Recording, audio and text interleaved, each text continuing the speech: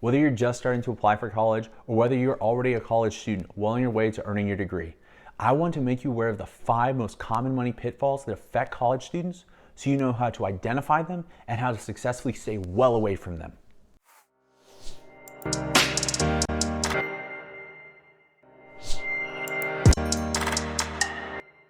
Hey, I'm Bradford with the Penny Pincher's Guide, and this is a continuation of our video series to accompany our book, A Penny Pincher's Guide to College. Now, if you're still trying to figure out whether or not college is right for you and whether or not it fits into your life game plan, I highly recommend you go back to our first video and check it out. We do a deep dive into trying to figure out whether or not college is right for you, and that's extremely important before you make the decision to actually go to college. Now, for the 5 pitfalls that affect a lot of college students: resetting your expectations about your quality of life, subject to credit cards, getting a car, the college experience, and then everyone's favorite, spring break, and what to do about it. So getting into the first subject, the importance of resetting your expectations on quality of life. Now, whether or not you grew up with a silver spoon in your mouth or whether your parents lived paycheck to paycheck, this is your opportunity to reset and have a clean slate. And this means if you grew up in a less than ideal environment, you have the benefit that you do not have decades and decades of bad choices or just misfortune plaguing you. This is your chance to start anew and build from scratch and not be bogged down by those previous experiences. Now, on the other hand, if you grew up in a really nice situation, you do not have the benefit and decades of higher paying jobs, education to put yourself in a position where you can afford the lifestyle that your parents did. Now, the bottom line for this when it comes to resetting your expectations is that you're a college student, most likely working a minimum wage job to start out, and you're trying to balance your lifestyle, school, and your job and be successful, and at the end of it, have a degree. So you're not going to be driving the nicest car or living in a luxury high-rise or dining out every single night. Now you're probably wondering, hey, I see some of my friends doing exactly that. How are they affording it? And the secret to how your friends are able to do that, with very, very few exceptions, is that they're going to be financing it with someone else's money, either through their student loans or credit cards or a personal loan. And sooner rather than later, that is going to come back and bite them. And I don't want that to happen to you. Now, the whole thing about resetting your expectations is understanding that you are sacrificing in the here and now so that you can live better later on.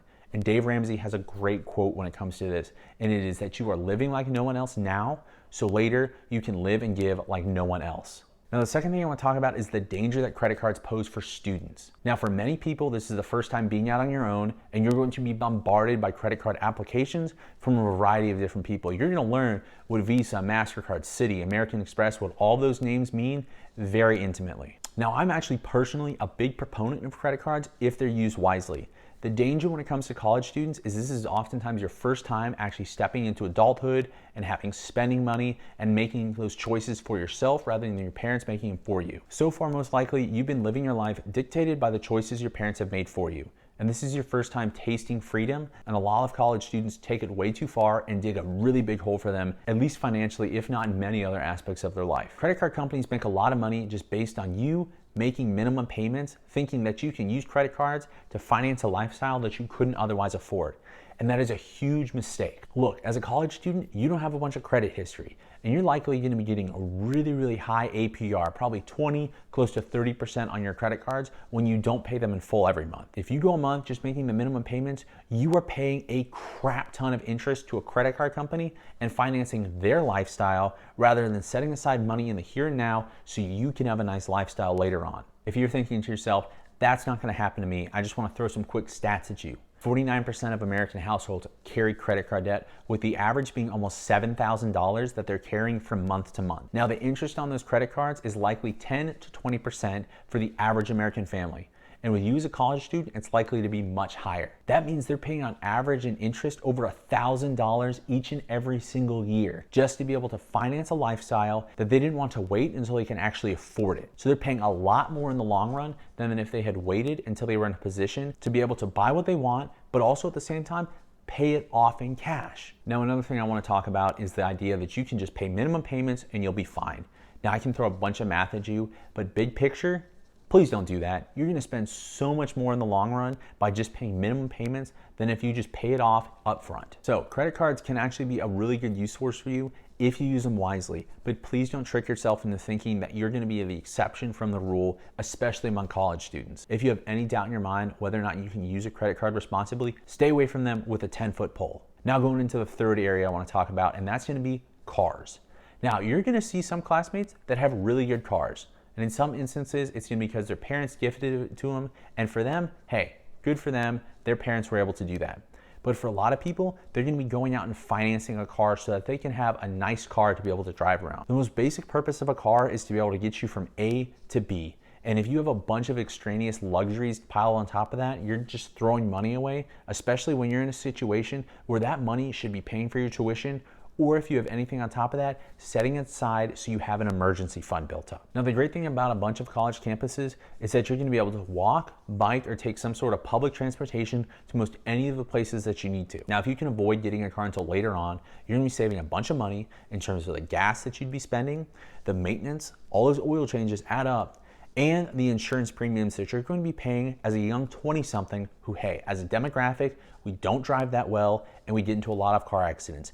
And insurance companies make you pay for it. Now, cars and whether or not to buy a new or used one is a big enough subject that I'll be covering in a later video. The bottom line here is never finance a depreciating asset, which a car is. Now, the fourth thing that gets a lot of students in trouble with their money is gonna be achieving the college experience. Now, before I go into that, I wanna share a secret with you. It is possible for you to go and party every single weekend, getting drunk on cheap booze without spending tens of thousands or hundreds of thousands of dollars in tuition for a college degree. I know, mind-blowing, right? But there's a lot of students that do exactly that. They wanna go to college to party and have a lifestyle of 4 years where they're living carefree and not really worrying about the consequences. But that's stupid. Period, dot, end of story. Please, the entire purpose of college is to go get a degree that's gonna help you get a good paying job later on. Everything else you do is fluff on top and is not the main reason you're going to college. If you are currently in college with the idea that it is there to achieve the college experience that you see on TV shows,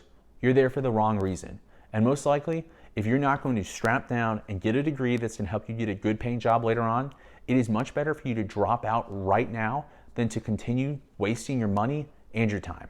Now, the fifth thing that gets a lot of students in trouble with their money comes to going on amazing, super out of this world vacations that they absolutely cannot afford. And it ties back into the previous topic of living out the college experience. Again, purpose of college is to get that degree and get a good job. Now, when it comes to spring break, I'm not a stick in the mud. You can have a really good time for cheap. Hang out with your friends, either go home, maybe do a road trip. There are a lot of options that are available to you at a low cost so you don't have to go into debt to enjoy them. Now, again, as a recap, the things that are gonna get you in trouble the most when it comes to college and your money are gonna be trying to live the quality of lifestyle that your parents did, spending and financing a lifestyle you can't afford with credit cards, buying a car that's just going to depreciate in value, especially if you finance it, trying to live that college lifestyle that you see on TV, and the fifth thing, kind of wrap it all up with a nice little bow, or going on vacations you can't afford when it comes to spring break. Now, kind of the underlying principle for all of these is living beyond your means.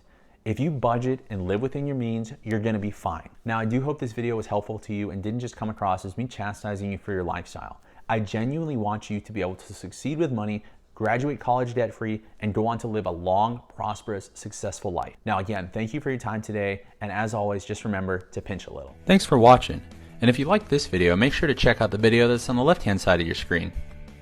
Don't forget to subscribe if you'd like more great content, and to support our channel.